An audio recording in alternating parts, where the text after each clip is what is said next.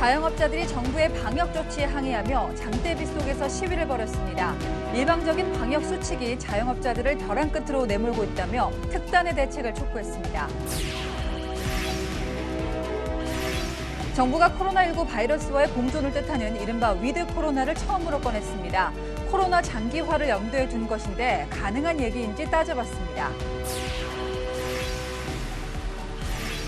제20대 대통령 선거를 딱 200일 남겨둔 오늘 이재명 지사와 이낙연 전 대표는 민주당 본 경선 첫 무대인 충청 지역을 찾았습니다. 자맹을 이어가던 윤석열 전 검찰총장은 2030 세대를 겨냥한 캠페인을 시작했습니다. 박병석 국회의장이 작년 6월 취임 이후 7차례에 걸쳐 모두 14개국을 방문한 것으로 나타났습니다. 국가적 위기 상황 속에 해외 순방이 너무 잦은 것 아니냐는 말이 정치권에서 나옵니다.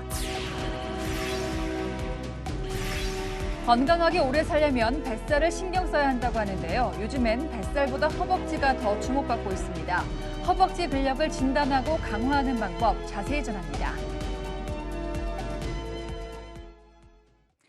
뉴스의 조수빈입니다. 자영업자들이 세차게 내리는 비를 뚫고 결국 거리로 나섰습니다.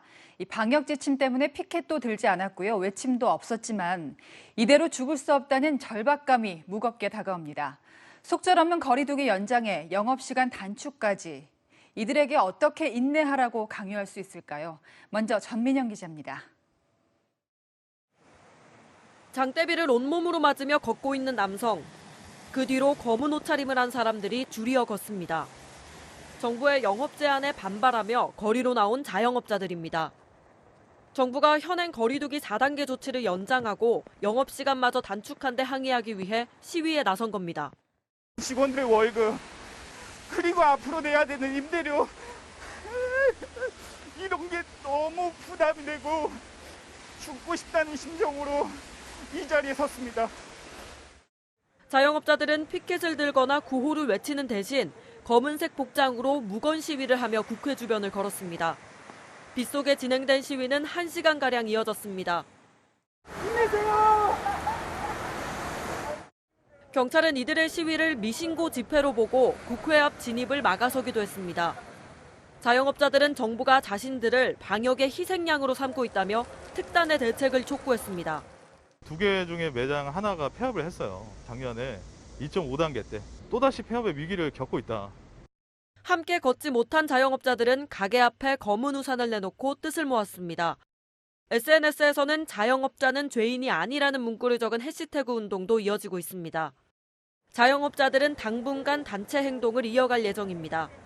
채널A 뉴스 전민영입니다. 국민들도 지쳐가긴 마찬가지입니다. 결국 위드 코로나, 정부가 코로나19와 공존한다는 화두를 꺼내긴 했는데요. 하지만 섣부른 감도 있습니다. 왜 그런지 허욱 기자가 따져보겠습니다. 5인 이상 사적 모임 금지 8개월째, 강화된 거리두기 4단계 시행 2개월째. 그래도 확진자가 잡히지 않자 정부는 처음으로 코로나 바이러스와 공존을 뜻하는 위드 코로나를 꺼내들었습니다. 코로나19의 발생을 안정화시킨 후 다시 거리두기 조정을 시도하여 위드 코로나, 달라진 일상으로 회복하는 도상에 있습니다. 코로나도 독감처럼 위중증 환자와 치명률을 낮추는 걸로 대응 체계를 바꾸겠다는 겁니다. 실제로 영국은 백신 접종 완료율이 70%를 넘자 한 달 전부터 프리덤 데이를 시행 중입니다. 모임이나 영업 제한도 없고 마스크를 벗고 축구장에 한가득 모여 목청껏 응원하는 완전한 일상의 회복입니다. 여전히 하루 확진자 3만 명, 사망자는 100명씩 나오고 있지만 과거 비슷한 확진자 수가 나올 때와 비교하면 치명률은 7분의 1 이하인 0.35%로 뚝 떨어졌습니다. 위드 코로나를 선언한 영국과 싱가포르, 이스라엘은 백신 접종 완료율이 70% 이상이란 공통점이 있습니다. 하지만 우리나라 현재 접종 완료율은 22%. 정부는 1차 접종 70%, 2차 50%가 되는 9월 말 10월 초에는 위드 코로나 검토가 가능하다는 입장입니다. 하지만 전문가들은 신중한 접근을 주문합니다. 바로 위드 코로나로 가기보다는 방역도 같이 가야 되는 그런 시점으로 생각이 들고, 우리나라는 영국 모델에서 조금 벗어난 싱가포르 모델을 차질 없는 백신 공급은 물론 람다 같은 추가 변이 유입도 변수입니다.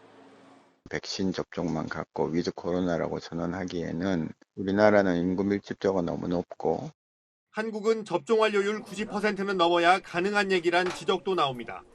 채널A 뉴스 허욱입니다. 결국 백신 접종이 가장 중요하다는 얘기죠. 문제는 이 백신이 늘 부족하다는 건데요. 이런 가운데 루마니아 정부가 우리나라에 모더나 45만 회분을 기부합니다. 황수영 기자입니다.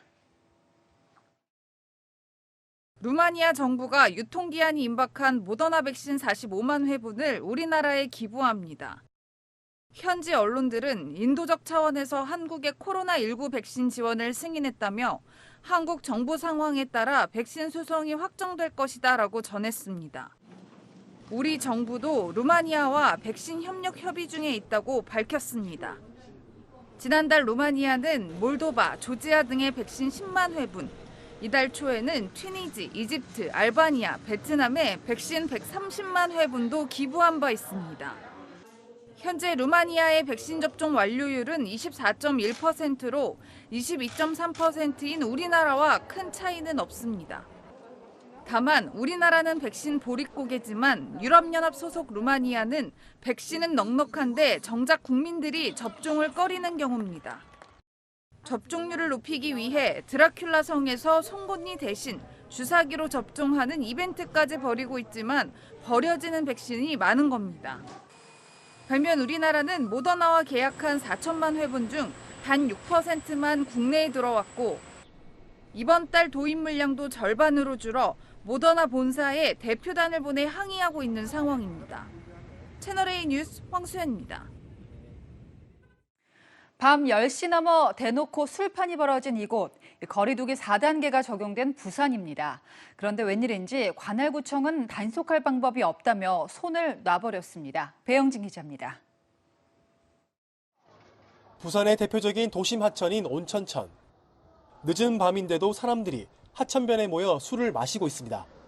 밤 10시 이후 식당과 술집이 문을 닫자 이곳으로 모이는 겁니다. 6명이 둘러앉아 술판을 벌이는 모습도 보입니다. 오후 6시 이후 3명 이상 사적 모임을 금지한 방역수칙을 어긴 거지만 제지하는 사람은 없습니다.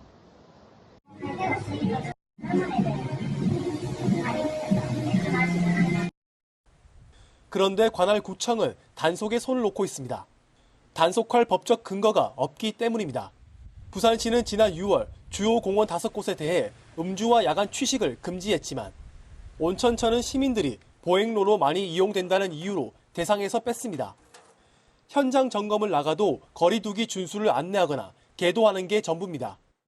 단속을 한다고 하면 술 먹는 걸 행위로 단속을 하는 게 아니고 3명이서 사적 모임 위반으로 그렇게 단속을 하는 거거든요. 부산에선 하루 평균 확진자가 130명을 넘으면서 거리두기 4단계를 다음 달 5일까지 연장했습니다. 하지만 강화된 방역 조치가 무색하게 야간 술자리는 지금도 계속되고 있습니다. 채널A 뉴스 배영진입니다. 내년 대통령 선거가 딱 200일 남았습니다. 먼저 더불어민주당. 이재명, 이낙연 두 대선 주자 모두 오늘은 충청을 찾았습니다. 2주 후 첫 번째 순회 경선이 열리는 지역이기도 하지만요. 이 충청 안에서도 애국심을 강조할 만한 장소를 선택했습니다. 이현수 기자입니다. 출마 선언 이후 처음 세종시를 찾은 이재명 경기지사는 국회에 계류 중인 세종의사당법의 조속한 처리를 강조했습니다. 계속 야당의 반대나 또 시간 끌기로 진척이 안 되면 이럴 때야말로 강행 처리하는 게 적절하다. 우리 국민들께서도 원하시고. 천안함 4.6용사 묘역과 홍범도 장군 묘역을 참배한 후 친일 청산에 대한 의지도 드러냈습니다. 친일 청산 문제는 여전히 우리 현 시대에서 중요한 과제인 건 분명합니다. 언젠가는 그 진상들을 정확하게 규명하고. 지난 6월 이천 화재 당시 이른바 먹방을 촬영했다는 비판에 대해선 모든 일정을 즉시 취소하고 더 빨리 현장에 갔어야 마땅했다며 논란 이틀 만에 사과했습니다. 이낙연 전 더불어민주당 대표는 충남 천안의 유관순 열사 사당을 찾았습니다. 국가를 위해 희생하고 헌신하신 분들을 한 분이라도 더 마지막까지 찾아서 역사에 기록하고 이어 지난해 폭우로 피해를 입었던 오이 농가도 찾았습니다. 어려움을 딛고 다시 재기해서 올해 오이 농사를 시작하는 걸 보니까 우리 농민들의 그런 열정이 새삼 존경스럽습니다. 충청 지역은 역대 대선에서 캐스팅보트 역할을 해왔습니다. 지난 대선에선 문재인 대통령이 40%, 홍준표 국민의힘 의원이 24%, 안철수 국민의당 대표가 23%를 득표한 바 있습니다. 이재명 지사, 이낙연 전 대표 모두 2주 후 첫 본경선이 열리는 충청에서 기선 제압을 노리고 있습니다. 채널A 뉴스 이현수입니다. 정세균, 추미애, 박용진, 민주당의 다른 대서주자들은요, 각각 핵심 지지층을 공략하는 데 열을 올리고 있습니다. 결국 지지율은 홈그라운드에서부터 오르는 거다 믿기 때문인데요. 김성규 기자가 취재했습니다. 정세균 전 국무총리는 이틀째 고향인 전북 일정을 이어갔습니다. 사투리도 쓰면서 친밀감을 강조했습니다. 제가 청년 시절에 익산역의 그 청년들이 굉장히 까시로웠었거든요. 잘 아시죠? 익산하고 정읍하고 원래 역전이 그렇잖아요. 정 전 총리는 오늘 남원 의료원을 방문해 공공의료 지역 격차를 해소하겠다고 약속했습니다. 추미애 전 법무부 장관은 라이브 방송을 갖고 검찰개혁의 정당성을 재차 강조했습니다. 장관 시절 자신이 한 일을 언급하면서 이낙연 전 대표가 당대표 시절 검찰개혁에 소극적이었다고 비판했습니다.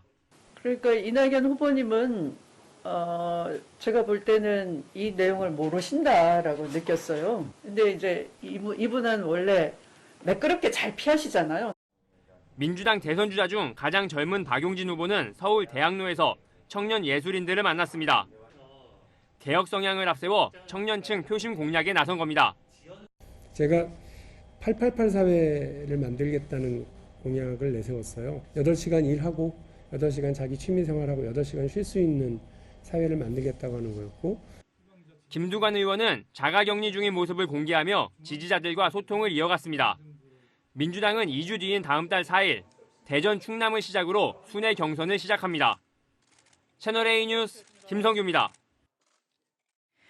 야권에선 국민의힘 윤석열 전 검찰총장이 자맹을 깨고 MZ세대 캠페인에 등장했습니다. 다른 후보들은 일제히 윤 전 총장 견제에 나섰습니다. 이다혜 기자입니다. 윤석열 전 검찰총장이 2030 세대의 정책 제안을 받는 민지야 부탁해 캠페인 홍보 영상에 등장했습니다. 민지한테 연락이 왔어? 야, 민지가 해달라는데 한번 좀 해보자. MZ세대를 의인화한 민지를 앞세워 청년 표심 공략에 나선 겁니다. 윤 전 총장은 당내 논란을 의식해 지난 열흘간 공식 일정을 줄이고 외부 발언을 삼가왔습니다. 윤 전 총장의 자맹은 당내에서도 비판을 받았습니다. 홍준표 국민의힘 의원은 1일 1망원으로 시끄럽다가 자맹하면서 국민 앞에 나서는 것을 회피했다며 대통령이 아니라 대통령 15를 하겠다는 거냐고 공격했습니다. 유승민 캠프도 국민과 소통하는 게 무서우면 대통령 선거에 왜 나왔냐고 지적했습니다. 이에 윤 전 총장 측은 내실을 다지는 시간을 가졌다고 설명했습니다. 윤 전 총장은 내일 국회 소통관에서 언론중재법 개정안 관련 기자회견을 갖고 본격적으로 활동을 재개합니다. 한편 당내 비판을 삼가던 최재형 전 감사원장도 윤석열 때리기에 가세했습니다. 윤석열 캠프가 현재 당 지도부 체제를 대신할 비상대책위원회를 만들려 한다는 보도가 나오자 직접 SNS에 글을 올려 젊은 리더를 정치공학적 구태로 흔드는 꼰대 정치, 국민의 열망을 외면하는 자폭 정치라고 비난했습니다. 윤석열 캠프는 허위 보도라고 강력 부인했지만 최재형 캠프 관계자는 비대위설이 나오는 것 자체가 당과 정권 교체를 위해 바람직하지 않다고 받아쳤습니다. 국민의힘은 오는 25일 후보 정책 발표회를 열고 이달 말 후보 등록을 받으면서 본 경선을 시작합니다. 채널A 뉴스 이다혜입니다.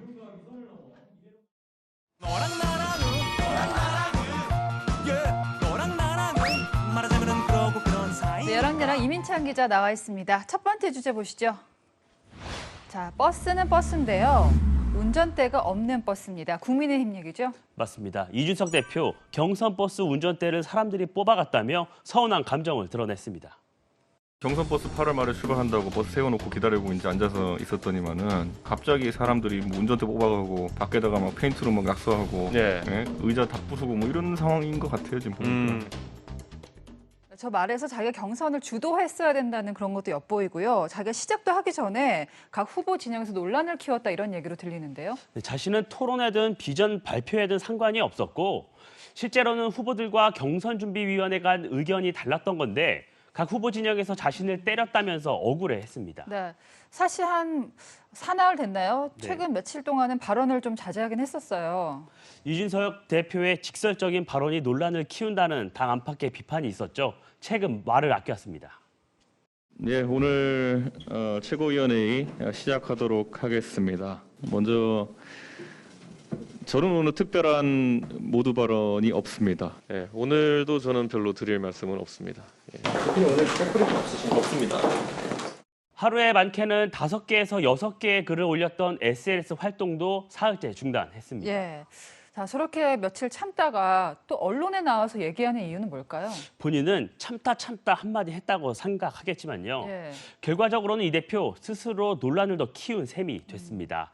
당 게시판에는 이 대표를 향해서 계속 내부 총질한다, 운전대는 스스로 뽑았다 같은 비판적인 글이 올라오고 있습니다. 예. 자, 다음 주제 보겠습니다. 자, 7대2. 박병석 국회의장하고 문재인 대통령 코로나19가 번진 다음에 해외 순방 횟수를 비교해봤어요. 박 의장 6박 9일간의 터키 아제르바이잔 순방 일정을 마치고 오늘 귀국했는데요. 네. 코로나19로 인한 국민적 위기 상황에서 해외 순방이 맞은 것 아니냐 이런 뒷말이 나오고 있습니다. 박 의장 지난해 6월 취임했죠. 스웨덴과 독일을 시작으로 7번의 순방을 떠나 14개국을 방문했습니다. 반면 문 대통령 같은 기간 2번 해외에 나갔는데요. 네. 지난 5월과 6월 한미 정상회담과 G7 정상회의 참석이 전부였습니다. 사실 일반 국민들은 출장이 있어도 또 뭐 해외여행은 말할 것도 없고요. 큰 제약을 받고 있는데 박 의장이 굳이 나갔던 이유는 뭔가요? 목적은 의원 외교였습니다. 해외 순방 결과 보고서를 살펴보면요. 양국 협력 관계 심화, 원전 수주 지원, 교민 안전당부 등의 성과가 있었다고 국회 사무처는 자평하는데요. 예. 성과가 추상적이다 보니 실제로는 외유성 아니냐 이런 비판도 나옵니다. 게다가 나라를 보니까요. 우리보다 코로나19가 더 심각한 나라들도 꽤 보입니다. 가서 뭐 과연 활동을 제대로 했을까 이것도 궁금합니다. 지난해 10월인데요. 베트남 순방 당시에는 공식 일정 외에는 외출조차 할 수 없었다고 합니다. 이탈리아에선 박 의장이 직접 어려움을 토로했습니다. 이 코로나의 상황으로 부득이 대표성을 가지신 몇 분을 모시게 된 것에 대한 양해의 말씀을 드리겠습니다. 네, 요즘 비대면도 되는데 뭐 비용, 국민 세금이잖아요. 이것도 많이 들었을 것 같은데요. 스웨덴, 독일 방문 때는요. 6박 8일에 3억 6천만 원, 러시아, 체코 방문 때는 7박 9일에 4억 4천만 원이 소요됐습니다. 네. 7차례를 모두 더하면 20억 원 안팎이 들 것으로 보이는데요. 의회 외교가 단기적인 성과를 기대하고 하는 건 아니지만요. 네. 방문 국가와 시기, 횟수가 국민적 공감을 얻을 수 있을지 다시 한번 생각해 보면 좋겠습니다. 네, 지금까지 어랑야랑이었습니다. 네, 여기서 탈레반의 소나기로 떨어진 아프가니스탄 그 참상을 전합니다. 총살, 공개 처형, 이게 일상이 돼버렸습니다. 특히 미군과 관련됐던 사람들이 탈레반의 사냥감으로 전락하고 있습니다. 여기다 내일은 오늘보다 더 끔찍할 것 같습니다. IS 같은 악명 높은 테러 단체들이 속속 집결하고 있습니다. 박수유 기자입니다. 시리아 도시 한복판에 탈레반기를 내건 차량 행렬이 이어집니다. 자전거를 탄 시민 바로 옆에서 총성이 난무합니다.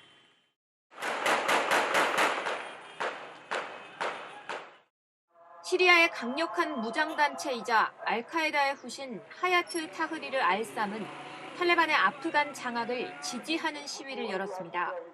IS도 탈레반이 집권한 카불로 속속 집결하는 등 극단주의 무장 세력으로 인한 아프간 내 긴장감은 고조되는 상황입니다. 탈레반은 무고한 아프간 시민들도 처형하고 있는 것으로 알려졌습니다. 미리 작성해둔 블랙리스트를 기반으로 미군과 북대서양 조약기구군 협력자들을 색출하고 있다는 겁니다. So I was trying to pull them out of Afghanistan because those people, if they know like they serve the military, so they go after them, so their life's in danger right now. 외국 군대나 아프간 정부 일을 했던 사람들뿐 아니라 언론계 여성들도 압박하고 있습니다. 아프가니스탄 국영방송 앵커 샤브남 데러는 탈레반이 가로막아 사무실에 들어갈 수조차 없었고 정권이 바뀌었으니 집에 가라는 해고 통보를 받았다고 밝혔습니다. 다른 여성들도 여성 직업 관련 규정을 정할 때까지 아예 집 밖으로 나오지 말라는 강요를 받는 등 탈레반의 여성 탄압과 공포 정치가 현실화되고 있습니다. 채널A 뉴스 박수입니다. 네, 미군은 이 시각 자국민을 우선으로 탈출시키고 있습니다. 그렇지만 탈레반은 이 미국인들까지 쫓아가서 구타하는 실정입니다. 나라가 없어진 아프간 국민들은 더 큰일입니다. 운이 좋아서 탈출한다고 해도요, 난민 신세, 심지어 오지 말라고 벽을 세우는 나라들도 벌써 나타났습니다. 워싱턴에서 유승진 특파원입니다. 공항으로 들어가는 시민들을 향해 쉴 새 없이 총성이 울립니다. 걷잡을 수 없는 인파와 총탄에 맥없이 바닥에 드러누운 여성도 보입니다.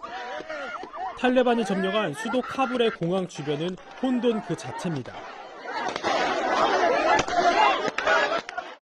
It's a very, very crazy situation right now, and I hope the situations get better because I see the kids are dying. It's very terrible. 극심한 인파로 공항 접근이 어려워지면서 탈출 작전 역시 애를 먹고 있습니다. 미군은 군용 헬기까지 동원해 자국민의 대피를 돕지만 근방을 가로막은 탈레반은 미국인들도 구타하고 있습니다.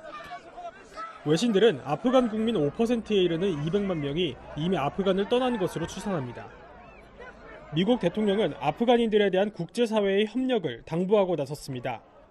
We've also discussed the need to work with the international community to provide humanitarian assistance such as food aid and medical care for refugees who have crossed into neighboring countries to escape the Taliban. 아랍에미리트는 일단 제3국으로 가는 아프간 난민 5천 명을 임시 수용하기로 했습니다. 나토 역시 국제사회에 협력해온 아프간인들을 도와야 한다는 입장이지만 현실은 녹록지 않습니다. 인접국 터키는 아프간인 유입을 막겠다며 장벽을 세우고 있고 오스트리아와 그리스는 난민을 받지 않겠다고 밝혔습니다. 아프간 탈출 행렬은 국제사회의 난민 문제로 이어질 가능성이 높습니다. 그만큼 바이든 행정부의 아프간 사태에 대한 책임을 묻는 목소리도 거세질 것이란 전망이 나옵니다. 워싱턴에서 채널A 뉴스 유승진입니다. 네, 가출 청소년들에게 접근해 성매수를 시도한 60대 남성에 대해서 경찰이 내사를 시작했습니다. 한 유튜버가 제작한 영상으로 덜미가 잡혔는데요. 특히 더 어린 후배를 연결해달라고 요구하는 장면이 고스란히 담겼습니다. 홍지연 기자입니다.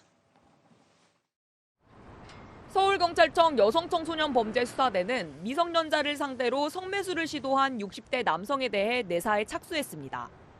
이 남성은 채팅앱에서 자신을 가출 청소년을 돕는 헬퍼라고 소개하며 미성년자에게 접근을 시도한 혐의를 받습니다.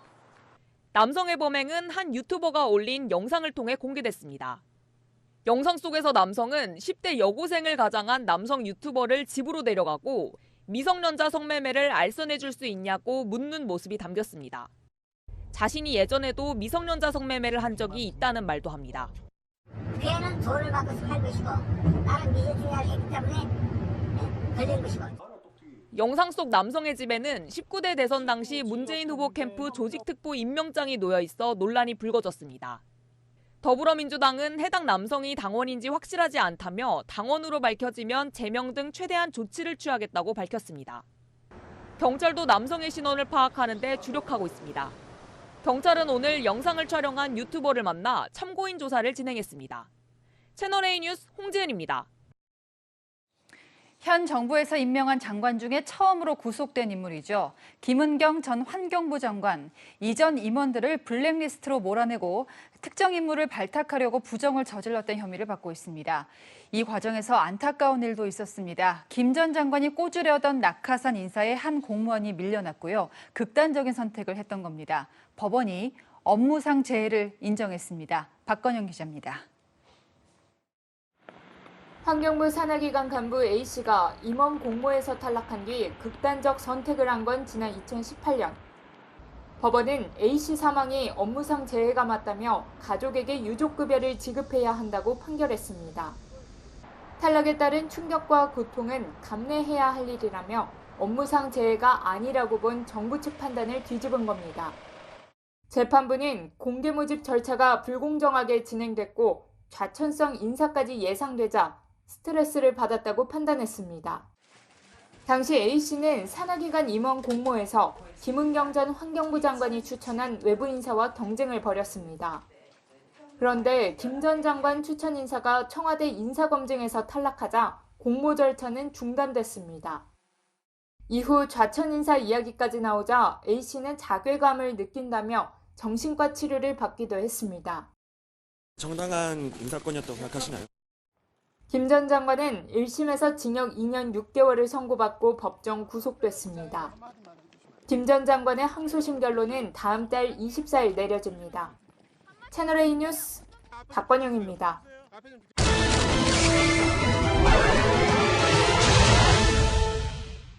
25살 군복무를 마친 청년은 대학 복학의 꿈에 부풀어 있었습니다. 서울 강남의 한 성형외과에서 안면 윤곽 수술도 받기로 했습니다. 이게 마지막일지는 꿈에도 상상하지 못했습니다. 2016년 9월 수술 도중 과다 출혈로 생을 마감한 권대희 씨의 얘기입니다.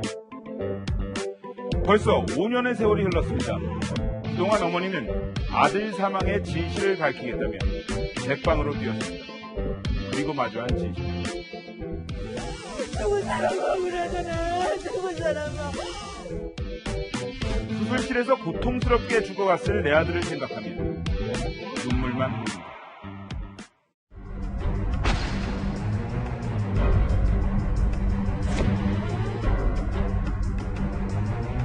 CCTV가 없었으면 제가 소송 자체를 못했죠. 저 사람들이 거짓말해도 밝힐 수 있는 거죠.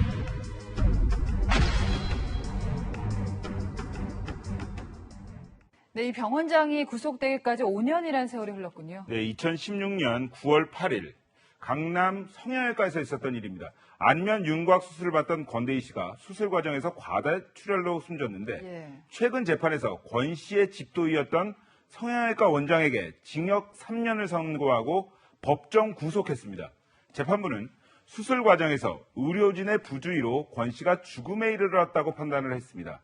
이뿐 아니라 의학전문대학원을 갓 졸업한 초짜 의사와 간호조무사에게 대리수술을 비롯한 무면허 의료행위를 시켰다는 혐의도 인정이 됐습니다.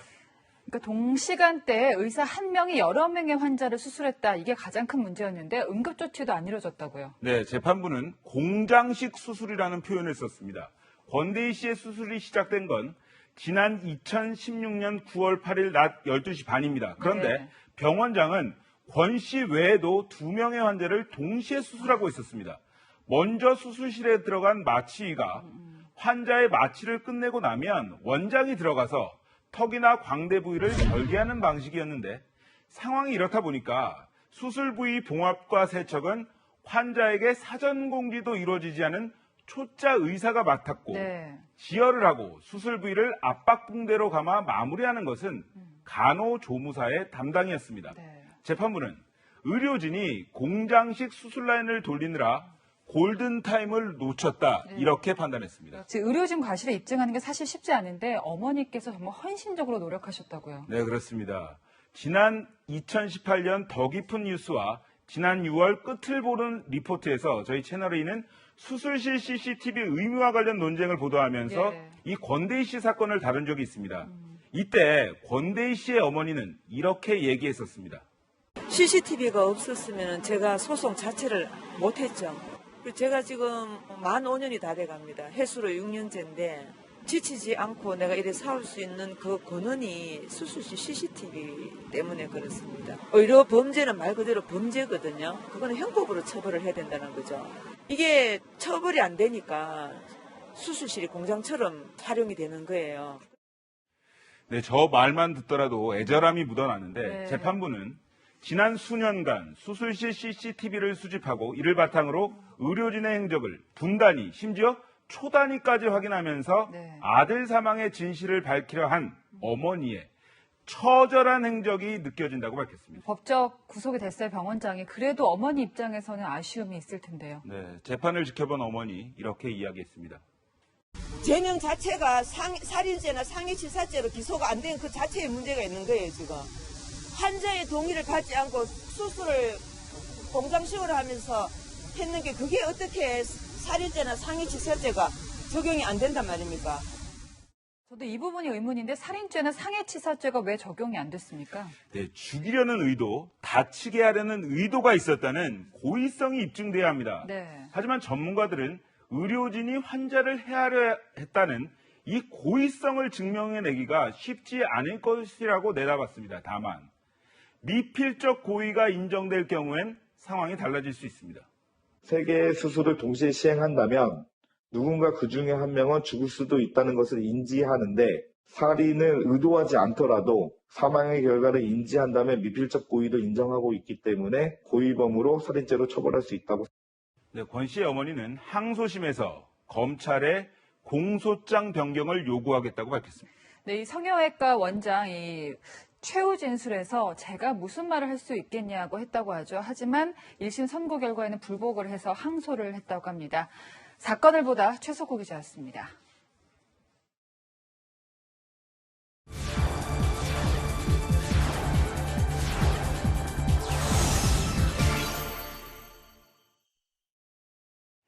최근에 일론 머스크가 테슬라가 개발하는 인간형 로봇을 소개하면서요. 머지않은 미래 로봇이 육체 노동을 전부 대신할 거다 얘기했는데요. 일본에는 이미 로봇이 장애의 벽을 무너뜨린 놀라운 현장이 있습니다. 도쿄 김범석 특파원이 소개합니다. 도쿄의 한 카페. 테이블 위에 놓인 로봇이 주문을 받습니다.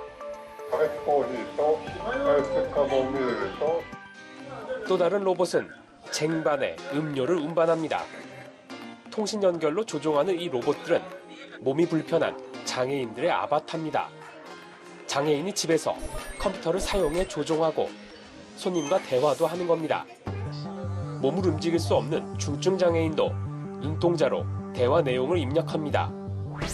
2018년 시험 운영을 거쳐 3년 만에 정식으로 문을 연 이 카페에는 모두 60명의 장애인이 일하고 있습니다. 기자의 주문을 받은 직원도 도쿄에서 885km 떨어진 후쿠오카에 있습니다. 뇌성마비로 몸은 불편하지만 일하는 데는 문제는 없습니다. 仕事がもっと広がっていけばいいよねって言われた時に、広げることが使命なんだな、やりがいを感じています。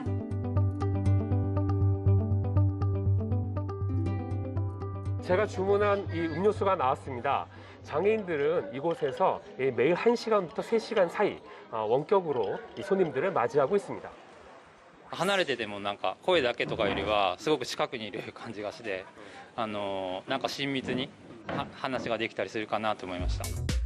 분신 로봇은 2%대에 머무는 장애인 취업률을 높여줄 것으로 기대됩니다. 최근 통신 대기업 NTT 역시 분신 로봇으로 접수 업무를 볼 장애인 4명을 채용했습니다. いつか私たちも体が動かなくなるでしょうし、超高齢化社会というものを直面にしているこの日本という国においては、いかにこの体というものに頼らず、しかし人と出会い続けて生きていけるか。 전문가들은 분신 로봇이 노동력 부족이나 재택근무 활용 측면에도 긍정적이라고 말합니다. 장애를 가진 분들뿐만 아니라 출근이 어려운 고령자, 그리고 육아하고 가사를 주로 담당하고 있는 여성들의 노동시장 참가가 더 활발히 진행될 것으로 생각이 됩니다. 장애의 벽을 허물기 위한 기술의 활용은 고령화와 인구 감소로 인한 사회 구조 변화에도 시사점을 주고 있습니다. 도쿄에서 채널A 뉴스 김범석입니다. 추석이 다가오는데 과일값이 껑충 뛰었습니다. 핵과일이 얼른 풀려야 될 텐데요. 가을 장마가 변수입니다. 김단비 기자입니다. 복숭아, 포도, 사과, 잘 익은 과일에 절로 손이 갑니다. 새로 나와서요. 맛도 궁금해서 한번 사봤어요. 고민은 되는데 처음 나온 과일이라서 사봤어요. 최근 풀리고 있는 사과합에는 지난해 수확해 비축해둔 물량인데 태풍 피해로 수확량이 적어 가격이 높게 책정됐습니다. 10개 기준 사과 소매 가격은 3256원으로 1년 전보다 14% 올랐고 낙과 피해가 컸던 배는 비축량이 많지 않아 47%나 가격이 뛰었습니다. 저는 이맘때면 복숭아가 생각나는데요. 하지만 매번 살까 말까 고민하는 과일이기도 합니다. 바로 가격 때문인데요. 복숭아 가격은 지난해보다 43% 올랐습니다. 한 상자씩 사던 소비자들도 지갑 부담에 소포장한 과일로 눈을 돌립니다. 많이 사던 거를 조금씩 줄이지 아무래도. 2개 사던 거를 하나를 사고 수박도 큰 거 사는데 반 개 사고. 박스 판매는 좀 부담이 크기 때문에 소분으로 해서 이제 적게 포장을 하든지 한 개당 판매가 이루어지게끔 그건 반 박스든 그 3분의 1을 쪼개든 포장을 해서 또 판매를 하고요. 핵과일이 나오기 시작해야 가격이 내려갈 텐데 이번 주말부터 시작된 가을 장마가 변수입니다. 비가 건다고 했더니 또 비가 또 이렇게 오네. 국민들한테는 이게 비가 아주 안 좋지. 바람 불고 어쩌고 그러면은 수확량도 떨어지고 포도뿐이 아니라. 태풍의 계절도 시작된 만큼 추석 때까지 과일값 고공 행진은 계속될 것이란 전망도 나옵니다. 채널A 뉴스 김단비입니다. 취업 전쟁이 벌어지는 도시를 떠나는 젊은이들이 늘었습니다. 다만 현실과 타협하는 게 아니라요. 농촌을 창업의 장으로 만드는데요. 채널A는 디지털 농업이 만드는 청년 일자리를 주제로 빠르게 달라지는 농촌을 이틀 연속 보도합니다. 자, 오늘은 농업의 스티브 잡스를 꿈꾸는 청년 농부들을 만나보시죠. 배유미 기자입니다. 탐스럽게 익은 표고버섯. 29살 청년 농부 이현호 씨가 조심스레 따 바구니에 담습니다. 2년 전 문경시의 스마트팜 임대 사업에 참여하면서 이곳과 연을 맺었습니다. 영농 기술이 없는 사람이 조금 더 편리하게 쉽게 영농을 익히려면 그 ICT 기술 기반으로 해야지 편하다고 하는 걸 듣고 이 농장에서는 스마트폰만 있으면 모든 일이 가능한데요. 농장 내부의 온도와 습도 조절부터 차광막을 여닫고 물도 줄 수 있습니다. 판로 개척도 디지털의 힘이 컸습니다. 실시간으로 소비자와 소통하는 라이브 커머스를 도입하면서 매출은 초창기보다 5배나 올랐습니다. 온라인 사업이 원래부터 좀 활성화돼 있었는데 코로나라는 것 때문에 지금 더 많이 올라가 있잖아요. 그 시점에 저희가 시작해서 그런 이점은 봤는데 나무에 포도가 매달려 있고 8년차 청년 농부 홍승혁 씨가 땅바닥에 깔린 설비를 점검합니다. 토양 온도와 수분량을 실시간으로 점검하는 센서입니다. 3년 전 스마트팜을 도입한 뒤 이 농장에선 스마트폰 앱으로 온도 조절부터 물 공급, 방제까지 처리할 수 있습니다. 스마트팜 덕분에 인건비 절약은 물론 샤인 머스켓 같은 다품종 포도 생산으로 부가가치도 높일 계획입니다. 언제 어디 있든 간에 핸드폰을 갖고 여기에 관수할 수 있고 필요하면 끊을 수 있고 그 면에서 많이 도움이 되죠. 스마트팜과 디지털 등 첨단 기술로 무장한 청년 농부들이 성공의 꿈을 키워가고 있습니다. 채널A 뉴스 배유미입니다. 네, 이번 뉴스 보시고요. 허벅지 굵기 한번 재보시기 바랍니다. 내가 몇 살까지 건강하게 살 수 있을지 그 답을 나는 몰라도 허벅지는 알고 있습니다. 인승옥 기자입니다. 우리 근육의 70%는 허벅지 등 하체에 몰려 있습니다. 그래서 허벅지가 부실해지면 허리와 무릎에 우선 탈이 나는데 더 큰 문제는 비만, 당뇨, 치매에 걸릴 확률이 껑충 뛴다는 겁니다. 허벅지 근육이 포도당을 많이 소비하고 또 저장도 많이 하기 때문입니다. 저장할 수 있는 공간이 없으면 그게 지방으로 전환이 돼서 그래서 뱃살도 찌고 당뇨, 대사증후군이랑 연결이 많이 되고 있습니다. 허벅지 굵기는 남자 60cm, 여자 57cm 이상이면 합격. 그런데 두께보다 근력이 더 중요합니다. 우선 오금으로 계란을 깰 수 있으면 허벅지 근력이 괜찮다고 볼 수 있습니다. 보다 정밀한 측정법은 벽 스쿼트 동작. 남자는 1분 정도, 여자는 40초 정도가 평균 수치입니다. 제가 시작할게요. 의자에서 엉덩이를 살짝 드는 자세도 있습니다. 남자는 3-40초, 여자는 2-30초 정도가 평균 기록입니다. 허벅지 근육은 중년 이후 매년 1% 정도나 줄어들기 때문에 꾸준히 단련해야 합니다. 앞발을 뒤로 빼며 앉는 크로스오버 런지, 한 발로 하는 피스톨 스쿼트, 노르딕 쿼드는 몸을 많이 제칠수록 운동 효과가 커집니다. 되게 한 발로 하는 벽 스쿼트의 강도는 상상 이상. 뇌에서 지금 지진이 났습니다. 허벅지 근육이 강화되면 남성 성기능도 개선됩니다. 남성 호르몬을 증가시킬 수 있는 유일한 방법 근력 트레이닝이거든요. 그게 이제 아무래도 성과 연결되어 있고. 전문가들은 허벅지 근육은 나이가 들수록 더 많이 감소하기 때문에 가능한 빨리 운동을 시작하라고 주문합니다. 채널A 뉴스 윤승옥입니다. 오늘 경남 양산의 사고 현장입니다. 폭우 때문에 옹벽이 와르르 무너졌는데요.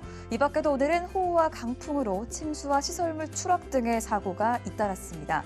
다음 주까지 이어질 이번 가을 장마 심상치 않은데요. 우선 내일은 남부에 새벽까지, 중부엔 오전까지 내리겠고 제주는 종일 내릴 전망입니다. 중부에 20mm, 제주엔 최대 120mm가량 예측됩니다. 제주에선 폭우에 각별히 주의하셔야겠습니다. 제주와 서해안, 남해안은 초속 20m의 매우 강한 바람도 동반되겠습니다. 해상의 물결은 4m 이상 매우 높게 일겠고요. 천문조로 인한 해수면 상승까지 더해져서 침수와 범람 가능성은 더 크겠습니다. 한편 내일 기온이 다시 오릅니다. 중부지방은 오늘보다 2도가량, 남부지방은 오늘보다 최고 6도 높겠습니다. 모레부터는 다시 30도를 밑돌겠고요. 장마는 다음 주 후반까지도 계속 이어지겠습니다. 날씨였습니다. 네, 시청해주신 여러분 고맙습니다. 내일도 뉴스입니다.